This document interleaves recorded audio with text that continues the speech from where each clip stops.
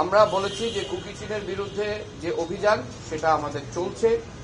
যে অস্ত্র লুট হয়েছিল তার 3/4 বেশি উদ্ধার করা হয়েছে। বলছিলেন যে এত অস্ত্র এখনো দেশব্যাপী ছড়িয়ে রয়েছে 1400 আপনি বলছিলেন আপনার বক্তব্যে। আর এখন অপারেশন ডেভিল হার্ট চলছে, আরো কোনো অভিযান চালানোর ব্যাপারে তাদের নির্দেশনা দেওয়া হয়েছে। আপনাকে একটা জিনিস মনে রাখতে হবে যে প্রায় 6000টি অস্ত্র লুট হয়েছিল, তার মানে তার 3 ভাগের 4 ভাগ কিংবা তারও বেশি উদ্ধার হয়ে গেছে। এটা একটা বড় সাফল্য আমি বলবো। যে অস্ত্র লুট হয়েছিল তার 3/4 বেশি উদ্ধার করা হয়েছে।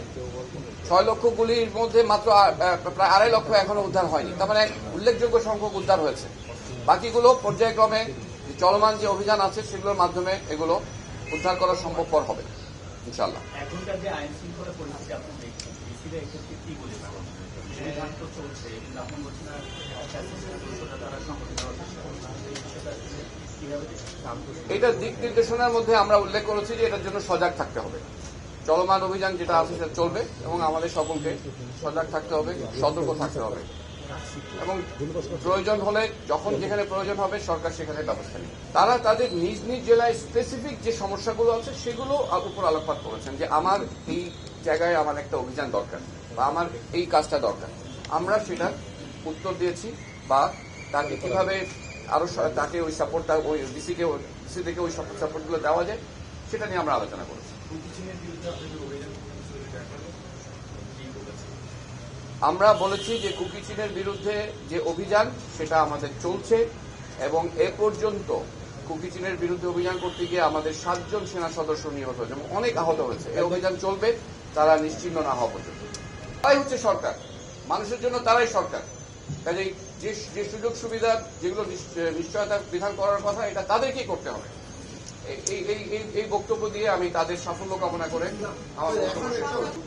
আমি যেটা উল্লেখ করেছি কয়েকটি অঞ্চলে যেমন নরসিংদীর 6টি ইউনিয়ন একটু চরাঞ্চল, দুর্গম, ইনএক্সেসেবল, সেখানে সন্ত্রাসী কর্মকাণ্ড বৃদ্ধি পাচ্ছে বা মানুষ হত্যা হচ্ছে, নিহত হচ্ছে, সেখানে অভিযান পরিচালনা করতে চান, সেখানে স্পেশাল অপারেশন দরকার।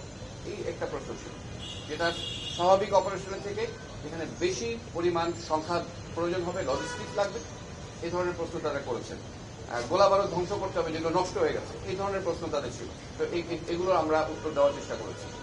তারপরে নেভির জন্য প্রশ্ন ছিল যে কিভাবে জাটকা বিরোধী অভিযানে তাদের শিপ আরো এমন জায়গায় তাদেরকে যেতে হবে যেখানে পৌঁছাতে পারে না। উনি উত্তর দিয়েছেন যে তাদেরকে অ্যাপ্রোচ করলে তারা সেটা প্রোভাইড করবেন এবং শিপের ড্রাফট আছে, শিপ সব জায়গায় যেতে পারে না, সেটা উনি বুঝিয়ে বলেছেন চাইলেই। এবং আমাদের assistant chief of Naval staff operation একটা কথা বলেছেন যে এই যে বাংলাদেশের মানুষ যে এখন বা গত কিছুদিন থেকে যে ইলিশের সরবরাহ যে বেড়ে গেছে বাজারে, ইলিশ খেতে পারছে, রপ্তানি হচ্ছে, এটা সম্ভব হয়েছে আমাদের কোস্টগার্ড এবং নৌবাহিনীর অভিযানের ফলে। এই বিষয়গুলো আজকে উঠে এসছে। এটা one of the deputy commissioner উনি বলেছেন এবং এটা অলরেডি কিন্তু আমাদের যে চিফ অফ জেল স্টাফ উনি বলেছেন। আমি ওনাকে অনুরোধ করছি, উনি একটা সুন্দরভাবে বলেছেন যে আমাদের আনসার বিডিপির মাধ্যমে প্রত্যেক উপজেলায় প্রত্যেক ইউনিয়নে একটা করে কোম্পানি অলরেডি ট্রেনিং দেওয়া হচ্ছে। একটা করে কোম্পানি প্রশিক্ষিত প্রত্যেক ইউনিয়নে একটা বিডিপি কোম্পানি রেজ করা আছে, তারা পর্যায়ক্রমে তারা ট্রেনিং করছে। এটা অলরেডি এক্সিস্টিং আছে সীমিত আকারে। একজন ডিসি রিকোয়েস্ট করেছিলেন যে এটাকে আরো ব্যাপক আকারে করা যায় কিনা। এটা একটা রাজনৈতিক সিদ্ধান্তের ব্যাপার, এটা আর্থিক সংশ্লিষ্টতা আছে, সেটা আমার মনে হয় আমরা চিন্তা করতেই পারি।